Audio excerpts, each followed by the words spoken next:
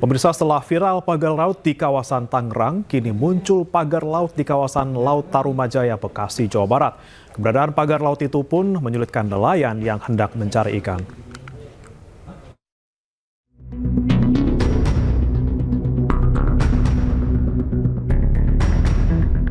Inilah penampakan pagar laut sepanjang 2 km di perairan Laut Tarumajaya, Kabupaten Bekasi, Jawa Barat.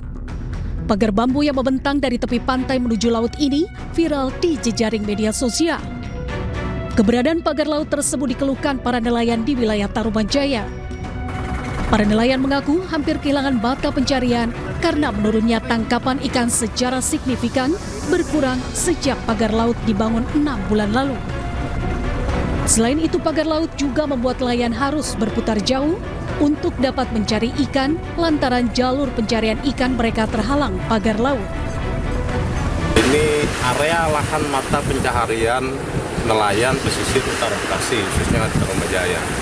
Dan ini sudah sangat jauh, tadi kita sudah menempuh jarak beberapa kilo ke tengah sini. Dan itu ternyata masih jauh, masih ada, masih di baru-baru itu di tengah sana. Dan ini sangat merugikan nelayan yang ada di Tarumajaya khususnya dan Bebelan yang ada di Utara Bekasi karena ya mereka sudah kesulitan. Sementara itu, Kepala UPTD Pelabuhan Perikanan Muara Ciasem Dinas Kelautan dan Perikanan Provinsi Jawa Barat, Ahmad Kurniawan, membantah pagar bambu yang terbentang 2 km di Laut Tarumajaya merupakan pagar misterius. Dirinya menjelaskan, pagar bambu tersebut merupakan proyek kerjasama Dinas Kelautan dan Perikanan Provinsi Jawa Barat dengan pihak swasta, di mana pagar dibangun sebagai pembatas wilayah antara dua perusahaan swasta yang sekaligus sebagai alur pelabuhan yang rencananya akan dibangun.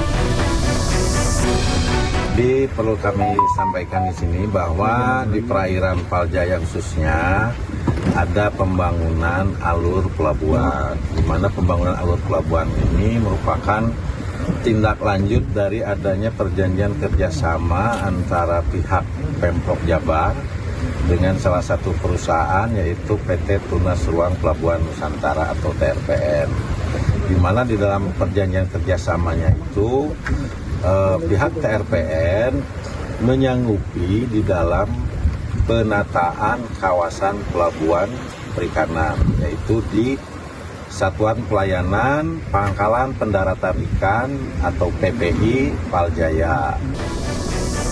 Dinas Kelautan dan Perikanan mengklaim telah mensosialisasikan rencana pembangunan pelabuhan Nusantara kepada para nelayan. Dari Kabupaten Bekasi, Jawa Barat, Ahmad Jauhari Lutfi, iNews melaporkan.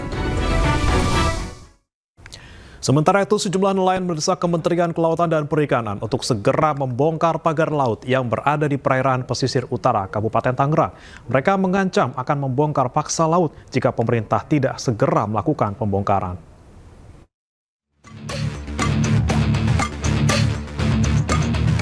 Usai viral, pagar laut di Laut Utara Kabupaten Tangerang, Banten masih terlihat membentang sepanjang 30 km.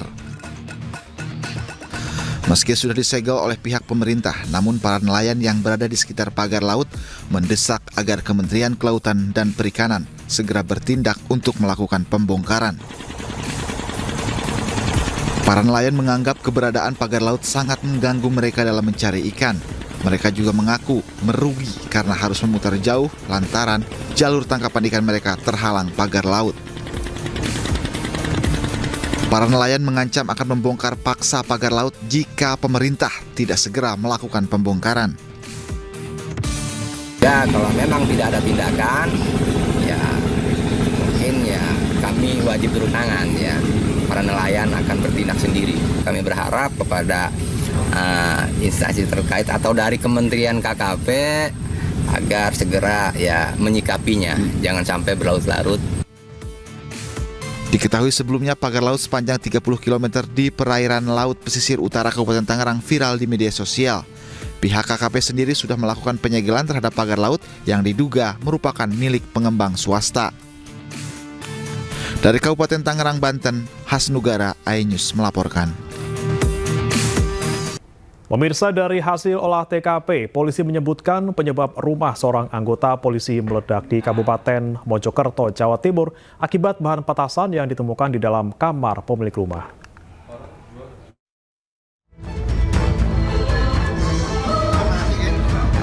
Jajaran Kepolisian Resor Mojokerto bersama Laboratorium Forensik dan Bidokes Polda Jawa Timur menyampaikan penyebab terjadinya ledakan di rumah anggota polisi di Desa Sumolawang, Kecamatan Puri, Kabupaten Mojokerto, Jawa Timur akibat bahan petasan. Ledakan tersebut dipicu suhu panas di ruang penyimpanan bahan petasan. Jadi kenapa itu sangat rentan, karena jenis klorat itu termasuk bahan peledak jenis low explosive, jadi dia akan sangat rentan sekali jika kontak dengan panas, gesekan, benturan, atau getaran. Jadi itu sangat rentan sekali. Jadi nanti pemicu panas itu didapat nanti akan kita dalami lebih lanjut, dan bukti-bukti yang akan kita dalami lagi di laboratorium forensik. Dari olah tempat kejadian perkara, polisi menemukan sisa oksidator dan klorat, di mana klorat itu merupakan bagian dari isian dari bahan peledak kembang api di kamar pemilik rumah. Dari Kabupaten Mojokerto, Jawa Timur, Solahuddin, iNews melaporkan.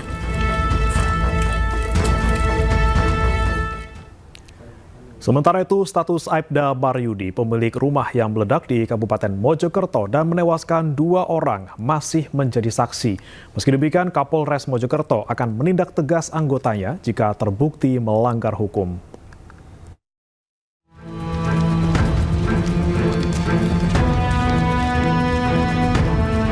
Aibda Maryudi, anggota Polsek Delanggu yang rumahnya meledak dan menewaskan 2 orang, telah dimintai keterangan oleh anggota Propam dan Ditreskrimum Polda Jawa Timur.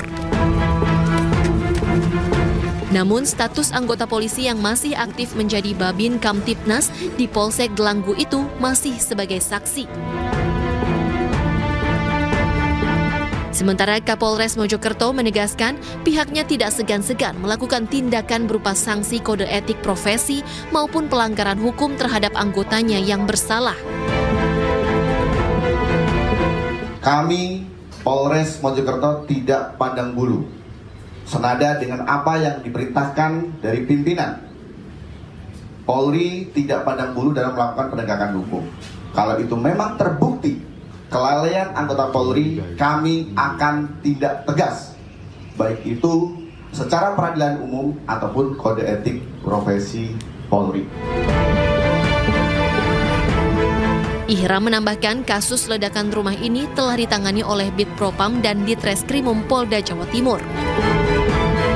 Dari Kabupaten Mojokerto, Jawa Timur, Solahuddin, iNews melaporkan. Sehari pasca ledakan rumah milik polisi di Desa Sumolawang, Kecamatan Puri, Kabupaten Mojokerto, warga yang terdampak mulai membersihkan rumah. Warga gotong royong membersihkan jalanan dari puing-puing material bangunan.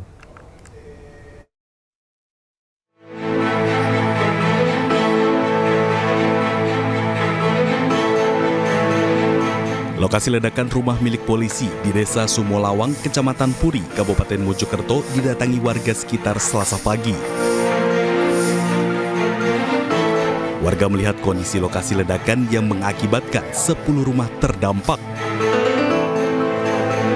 Warga bahu-membahu membersihkan puing-puing bekas ledakan baik yang ada di jalan maupun di dalam rumah. Hingga kini 3 rumah yang bersebelahan dengan rumah Aibtu Maryudi, anggota Polsek Delanggu, belum bisa ditempati. Pemilik rumah memilih tidur ke rumah tetangga dan kerabat di luar desa karena kondisi dalam rumah hancur di bagian atap. Warga berharap mendapat bantuan untuk mengembalikan kondisi rumah seperti semula. Bersih rumah sendiri ini nggak, suami kerja. Yang dibersihkan bagian mana, Bu? Sementara ya yang depan aja. Terus yang dalam kalau nggak ada yang bantuin ya nggak bisa, Pak. Kondisinya gimana, Bu, dalam? Ya hancur kayak gitu. Hancur bagian atap. Bagian atap. Kondisi belakang rumah Aibtu Maryudi telah rata dengan tanah setelah semalam dibersihkan dengan alat berat, sementara bagian depan ditutup terpal. Sementara itu, rumah milik Kodi yang istri dan anaknya meninggal dunia nyaris rata dengan tanah. Keluarga berupaya mengambil sisa pakaian yang ada di lemari. Untuk sementara, Kodi tinggal di rumah saudara. Dari Kabupaten Mojokerto, Salahuddin, iNews melaporkan. Sebelumnya, ledakan dahsyat terjadi di sebuah rumah milik anggota polisi di Desa Sumulawang, Kabupaten Mojokerto, Jawa Timur. Akibatnya 2 warga yang merupakan ibu dan bayinya meninggal dunia.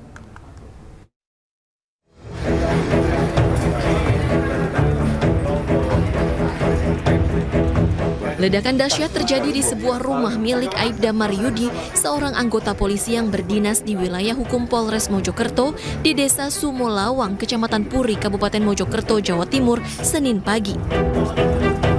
Selain itu, insiden ledakan ini juga menewaskan 2 warga yang merupakan tetangga dari pemilik rumah. Kedua korban tewas merupakan ibu dan anak balita berusia 3 tahun. Sementara Propam Polres Mojokerto langsung mengamankan pemilik rumah Aibtu Maryudi ke Polres Mojokerto untuk diperiksa. Polisi juga menggelar olah tempat kejadian perkara dengan mengerahkan tim laboratorium forensik, tim penjinak bahan peledak, hingga tim Inafis Polda Jawa Timur.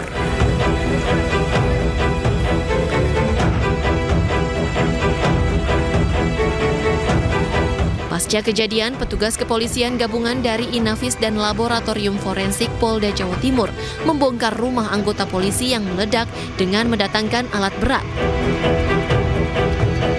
Alat berat itu didatangkan untuk menyisihkan reruntuhan material bangunan lantai 2 yang ambruk akibat ledakan.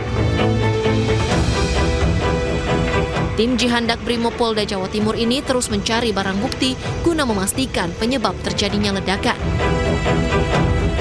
Dari Kabupaten Mojokerto, Jawa Timur, Salahuddin, iNews melaporkan.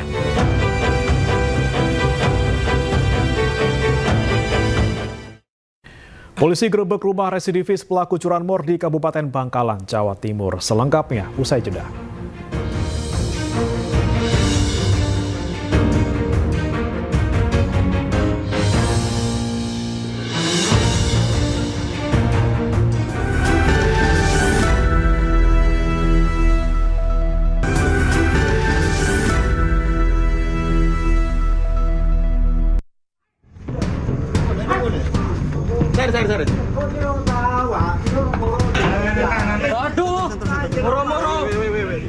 Sejumlah personil unit Resmob Satreskrim Polres Bangkalan menggerebek rumah pelaku pencurian kendaraan bermotor GU di wilayah Traga, Bangkalan, Jawa Timur.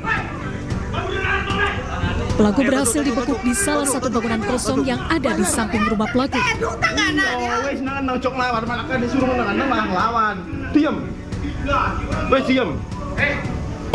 Sebelumnya, upaya petugas ini sempat mendapatkan perlawanan dari keluarga pelaku yang tak terima dan berusaha menghalangi upaya penangkapan.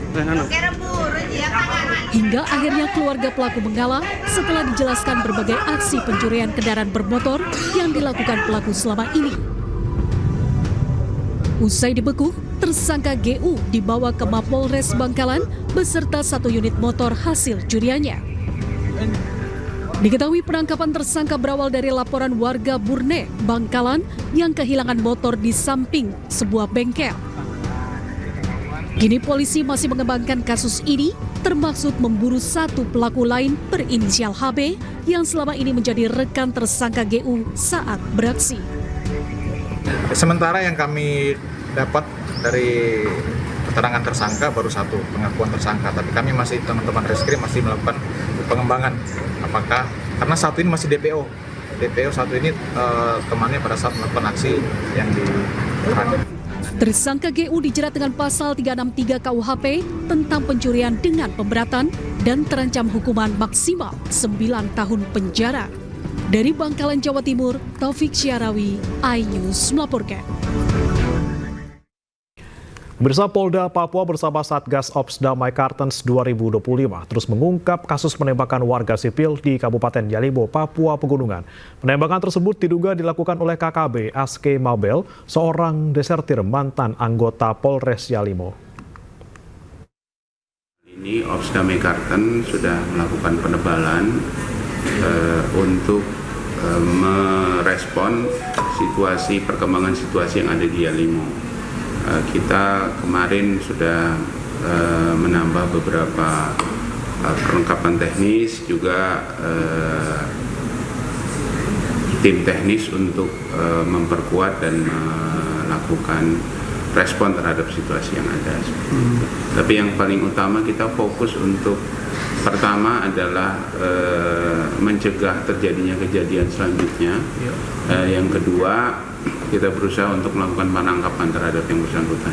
Jadi sampai sejauh ini sudah ada 9 kali kejadian sejak bulan Juni, termasuk dia membawa lari senjatanya, termasuk juga beberapa percobaan, dan 5 orang meninggal. Mantan Ketua Pengadilan Negeri Surabaya, Rudi Suparmono, dibawa ke Jakarta untuk menjalani pemeriksaan terkait dugaan suap dan gratifikasi dalam vonis bebas Ronald Tanur. Rudi diduga minta jatah $20.000 Singapura untuk memuluskan vonis.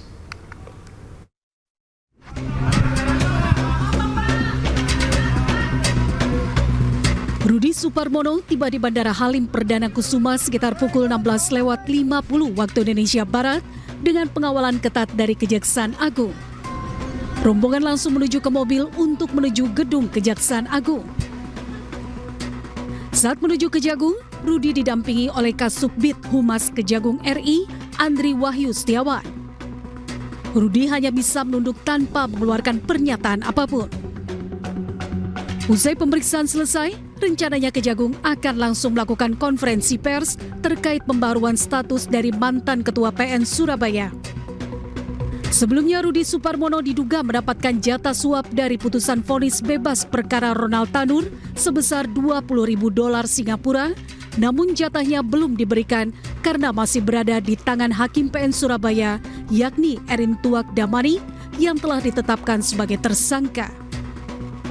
Dari Jakarta, Hendri Aprilia, Dedi Rudi, iNews melaporkan.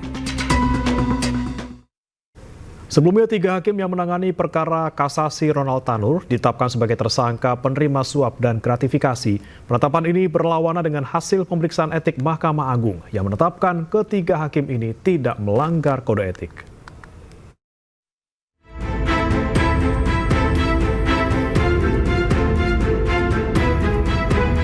Pasca vonis bebas Ronald Tanur, Kejaksaan Agung menetapkan 3 hakim yang menangani perkara ini, yakni Erin Tuadamanik, Mangapul, dan Heru Hanindyo sebagai penerima suap dan gratifikasi dalam vonis bebas Ronald Tanur. Total ada 6 yang ditetapkan sebagai tersangka atas kasus dugaan gratifikasi putusan bebas Ronald Tanur di PN Surabaya. Mereka adalah 3 majelis hakim yang memutus perkara mantan pejabat MA Zarof Richard dan ibu serta pengacara Ronald Tanur. Dari penangkapan maklar kasus sekaligus mantan pejabat Mahkamah Agung Zarof Richard diduga ada permufakatan jahat untuk menyuap majelis hakim kasasi perkara Ronald sebesar $5 miliar agar putusannya menguat vonis bebas Majelis Hakim PN Surabaya. Temuan Kejaksaan Agung berbanding terbalik dengan putusan Mahkamah Agung yang menyatakan ketiga hakim tersebut tidak melanggar kode etik. Tim pemeriksa Mahkamah Agung menilai tidak ada pelanggaran etik oleh Majelis Hakim Agung yang memutus perkara kasasi Gregorius Ronald Tanur. MA menggelar pemeriksaan tersebut pasca sorotan tajam terhadap putusan kasasi perkara yang membebaskan Ronald Tanur. Memeriksa para saksi, para terkait dan terlapor, serta dokumen-dokumen yang relevan. Dari pemeriksaan tidak ditemukan pelanggaran KEPPH yang dilakukan oleh Majelis Kasasi perkara nomor 1466 Kapit 2024 sehingga kasus dinyatakan ditutup. Sebelumnya, Gregorius Ronald Tanur divonis bebas oleh Majelis Hakim Pengadilan Negeri Surabaya pada Juli 2024 dalam kasus penganiayaan hingga mengakibatkan meninggal dunia terhadap kekasihnya, Dini Sera Afrianti. Tim Liputan iNews melaporkan. Tim penyidik Jaksa Agung menangkap Hakim RS yang diduga melakukan korupsi dalam kasus Ronald Tanur. RS yang merupakan mantan Ketua PN Surabaya itu diduga menerima suap dari pengacara Ronald Tanur. Saat tanggal 14 Januari 2025, tim penyidik Jaksa Agung Muda Tindak Pidana Khusus telah melakukan penangkapan di Kota Palembang terhadap RS, yaitu Hakim Tinggi pada Pengadilan Tinggi Palembang dan mantan Ketua Pengadilan Negeri Surabaya yang diduga melakukan tindak pidana korupsi, yaitu suap dan atau gratifikasi terkait penanganan perkara tindak pidana umum di Pengadilan Negeri Surabaya atas nama Ronald Tanur. Dalam perkara ini, Ronald Tanur telah dibebaskan oleh Majelis Hakim Pengadilan Negeri Surabaya, yaitu 3 hakim ED, AH, dan M, serta ditemukan indikasi yang kuat bahwa pembebasan tersebut karena RS bersama-sama dengan ED, AH, dan M menerima suap dan atau gratifikasi dari pengacara. Viral momen pelatih timnas Indonesia Patrick Kluivert makan nasi Padang. Informasinya hadir dalam Ayus Prime sesaat lagi.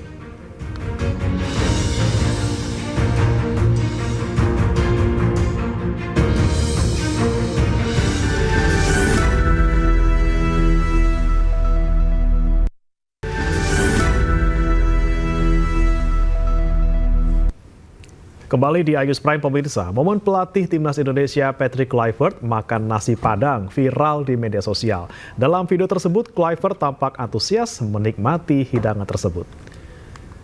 Patrick Kluivert makan nasi Padang di sebuah restoran yang ada di salah satu mal di Jakarta. Pelatih asal Belanda ini ditemani oleh anak Erick Thohir dan asisten pelatih serta rekan kerja Kluivert di Indonesia.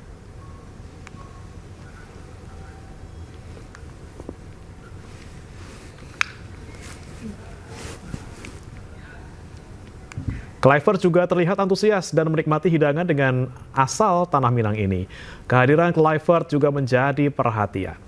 Usai makan malam, Kluivert berkesempatan untuk berfoto bersama beberapa karyawan dari restoran tersebut.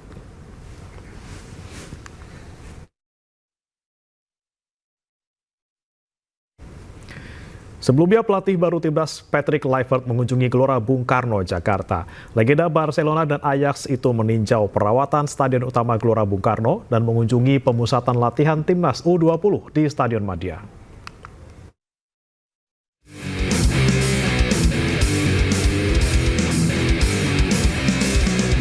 Pelatih baru timnas Indonesia Patrick Kluivert mengunjungi Gelora Bung Karno, Jakarta.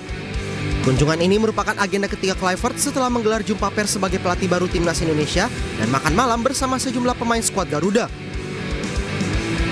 Kluivert terlebih dahulu meninjau secara langsung Stadion Utama Gelora Bung Karno yang sedang dalam tahap perawatan, mengingat Stadion Utama Gelora Bung Karno akan menjadi kandang timnas Indonesia khususnya saat laga menjamu Bahrain pada 25 Maret mendatang di putaran ketiga kualifikasi Piala Dunia 2026 zona Asia.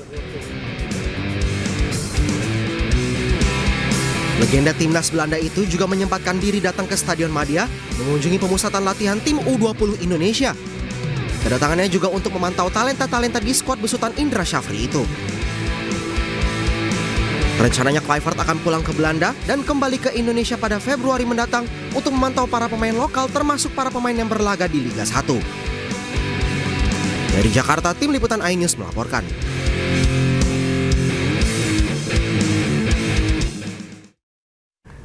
Dalam melatih timnas Indonesia, Patrick Kluivert akan dibantu 2 asistennya yang memiliki karir kepelatihan panjang, yakni Alex Pastur dan Danny Lanzat. Mereka meracik strategi agar timnas lolos Piala Dunia.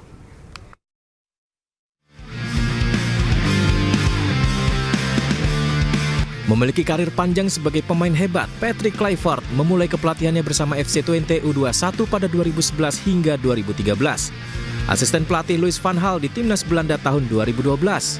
kemudian menjadi pelatih kepala Curaçao 2015 hingga 2016, dan asisten pelatih Kamerun 2018, serta pelatih kepala Curaçao 2021. Ia juga pernah menjadi pelatih tim Turki Adana Demirspor. Sementara itu, Alex Pastoor memiliki karir kepelatihan yang lebih panjang. Memulai kepelatihannya dari 2002, ia melatih klub amatir AFC 34, kemudian 2009-2011 Excelsior, kemudian tahun 2011 hingga 2013 ia menjadi pelatih NEC Nijmegen, kemudian tahun 2014 menjadi pelatih Slavia Praha, kemudian 2 kali menjadi asisten pelatih di AZ, tahun 2015 hingga 2017 di Sparta Rotterdam, melatih SCR Altach di 2019, dan berhasil membawa Almere City promosi untuk pertama kalinya ke kasta teratas Liga Belanda Eredivisie pada 2022 hingga 2023. Alex Pastoor juga kerap diminta menjadi komentator serta pengamat sepak bola di stasiun TV di Belanda, membahas pertandingan-pertandingan besar sepak bola Eropa. Kemudian Daniel Lanzat mengawali karir kepelatihannya dengan menjadi asisten pelatih di Jong AZ di tahun 2015-2016. Ia juga melatih tim junior AZ di 2016 hingga 2017. Lanzat banyak menjadi asisten pelatih, seperti tahun 2018 hingga 2019 ia menjadi asisten pelatih di Feyenoord, kemudian 2019 hingga 2020 di Al Ittihad, 2021 hingga 2022 menjadi asisten pelatih di klub Willem II, dan juga kembali menjadi asisten pelatih di Al Tawon dan Lech Poznan. Mampukah trio Belanda membawa Garuda Indonesia terbang tinggi? Dalam dialog rakyat bersuara yang dipandu Aiman Wicaksono, terungkap isu keretakan antar pemain dengan Sintayong mencuat di balik pemecatan STY. Sejumlah pemain bahkan diduga sudah tidak cocok dengan taktik yang diterapkan Sintayong. Ketika lawan Arab misalnya, itu taktik pemain gitu. Bukan, begini. Yang kita dengar bahwa ketika melawan Arab Saudi, itu bukan strateginya Sintayong. Pemain berkumpul sendiri, strateginya bahkan kita menurut informasi ya, Sintayong dilarang masuk bertemu mereka. Itu yang kita dengar. Kenapa dilarang masuk? Karena pemain-pemain kita tidak mau mengikuti strategi atas, itu yang kita dengar ya. Karena masalah komunikasi ada. Bukan masalah taktik dan strategi. Nah, cuman kayak gini Pak Nurdin, kalau misalnya pemain bisa ngomongin taktik sendiri, pelatih buat apa lagi kalau gitu? Tapi menarik. Tapi faktanya PSSI menang, tim nasional kita menang 2-0. Iya, betul. Yang kebetulan cetak bola ada pemain Indonesia, bukan terusasi. Ini waktu. Maksudnya itu menurut saya, Pak Nurdin, mungkin jasanya Coach Sintayong di saat lawan Arab Saudi tidak ada. Iya, itu yang saya pertanyakan. Sehingga pada waktu itu menang. Nah, ini betul kan? Ini kan saya rasa logika yang terlalu sederhana diambil. Pada waktu menang ini karena pemain, pada waktu kalah gara pelatih, kan kita nggak bisa gitu dong. juga begitu. Bagaimanapun Pak, bagaimanapun yang yang punya responsibility sama authority itu tetap pelatih, menang karena pelatih. Setuju. Tetapi boleh diterapkan menurut yang kita dengar ya. Ketika melawan itu Australia, melawan Jepang, itu pemain-pemain kita tidak setuju dengan taktik itu. Nah, waktu lawan Bahrain, waktu lawan waktu lawan China, itu ruang ganti. Itu yang kita dengar itu. Nah, sehingga waktu Arab Saudi, pemain itu berkumpul, tidak boleh Sintayong ada di mereka. Menyusun dia mau bermain dengan gaya mereka. Dan kita menang 2-0. Tetap saja pelatih. Anggota DPR RI yang juga pencinta sepak bola, Andre Rosiade, mengungkap ada ketidakpuasan dari PSSI hingga akhirnya memecat STY. Ia pun meminta masyarakat untuk bersabar untuk melihat kinerja pelatih timnas baru. Sekarang kita fokus melihat ke depan ini. Kalau kita bicara coaching terus, mohon maaf ya. Kita bicara masa lalu. Sekarang, sekarang bagaimana ini Patrick Kluivert ini benar-benar mampu nggak? Move on. Itu loh maksud saya. Jadi mohon maaf ya. Kita coaching, kita kasih ucapan terima kasih, kita apresiasi, terima kasih coaching sudah bawa timnas sejauh ini luar biasa ya. Apapun juga. Dia berani melakukan terobosan, anak-anak muda diberikan kesempatan.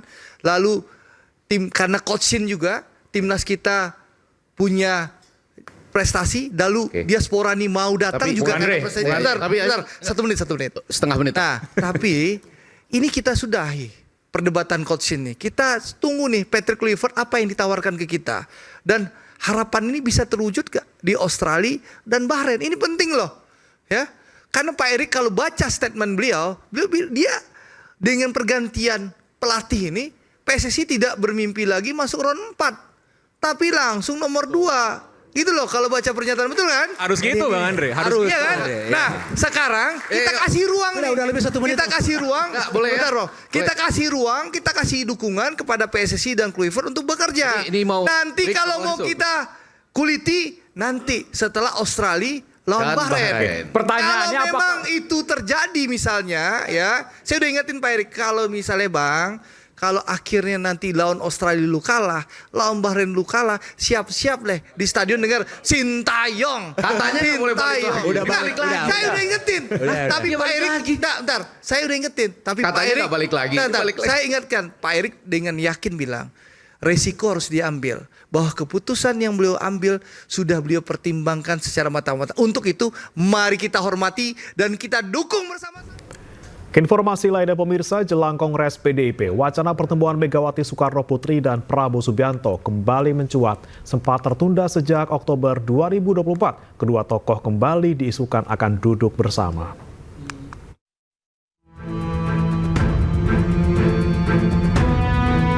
Wacana pertemuan Ketua Umum PDIP Megawati Soekarno Putri dan Presiden RI Prabowo Subianto kembali mencuat. Dalam pidatonya di HUT PDIP 10 Januari lalu, Megawati mengungkap hubungannya dengan Prabowo baik-baik saja.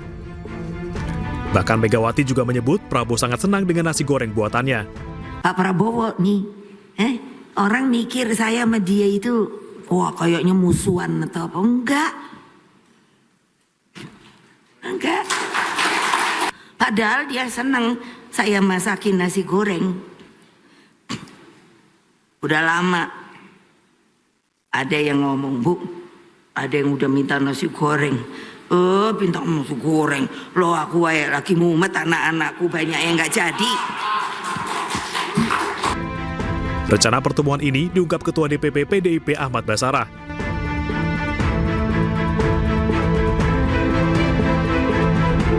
Ia bahkan meyakini pertemuan keduanya hanya tinggal mencari waktu dan tempat yang tepat untuk membahas persoalan bangsa. Sementara Ketua Harian DPP Partai Gerindra Sufmi Dasko juga tidak menampik kemungkinan pertemuan tersebut. Menurutnya, pertemuan keduanya adalah hal yang biasa dan masih menanti informasi langsung dari Prabowo. Jadi begini, tadi kan sudah ditanyakan akan ada perwakilannya. Nah itu kita akan menunggu dan juga saya sendiri belum kemudian mendapatkan pemberitahuan langsung dari Pak Prabowo. Tentunya kita akan sikapi semua dengan baik, kan begitu. Wacana pertemuan Megawati Prabowo telah ramai dibahas sejak Oktober 2024 lalu. Sempat isukan keduanya akan bertemu saat ulang tahun Prabowo pada 17 Oktober 2024, namun tidak terlaksana. Tim Liputan iNews melaporkan. Sepekan berlalu kebakaran di Los Angeles, California, Amerika Serikat belum juga terkendali. Informasinya hadir usai jeda berikut.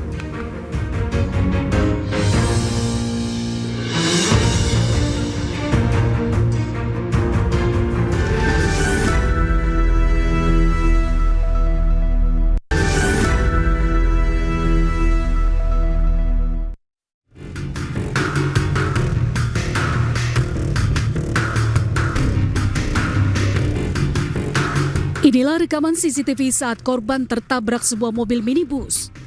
Namun saat turun dari kendaraan, pengemudi minibus ini bukannya menolong korban, malah langsung menampar korban di bagian pelipis.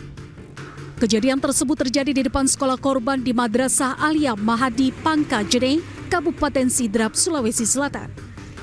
Kejadian ini pun sempat terekam CCTV sekolah hingga akhirnya viral di media sosial. Dari keterangan korban, saat itu dirinya sedang berlari menuju sekolah, namun salah seorang temannya memanggil sehingga dirinya berbalik dan berlari tidak melihat minibus yang datang berlawanan dengan dirinya. Kan itu adik kelasku anak Sanawian panggil Kak Wisnu, balik sambil lari, tidak kuliah itu mobil. Pas aku tak berangkat sama itu mobil, baru itu sopirnya langsung turun, kukira mau bilang apa tak sakit dek, langsung tampar. Kampingnya seanu Pak, ditangkap itu orang, tetangga dia yang kasih tahu Pak. Tetangga yang kasih tahu, bilang ditabrak. Iya, karena saya dari pasar. Setelah kejadian itu, orang tua korban tidak terima anaknya akhirnya melaporkan ke kantor polisi dan berharap pelaku segera ditangkap. Dari Sidrap, Sulawesi Selatan, Erwin Ekatama, iNews melaporkan.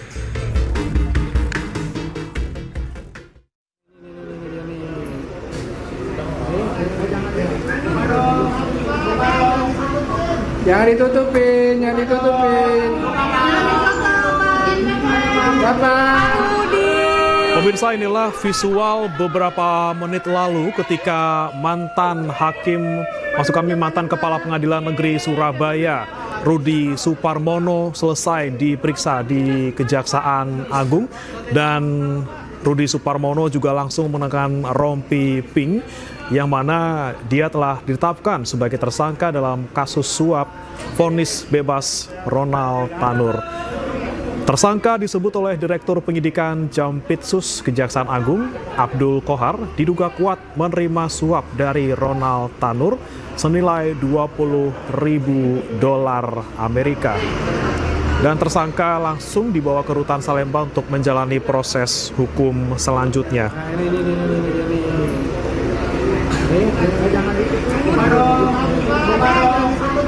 Jangan ditutupin, jangan ditutupin.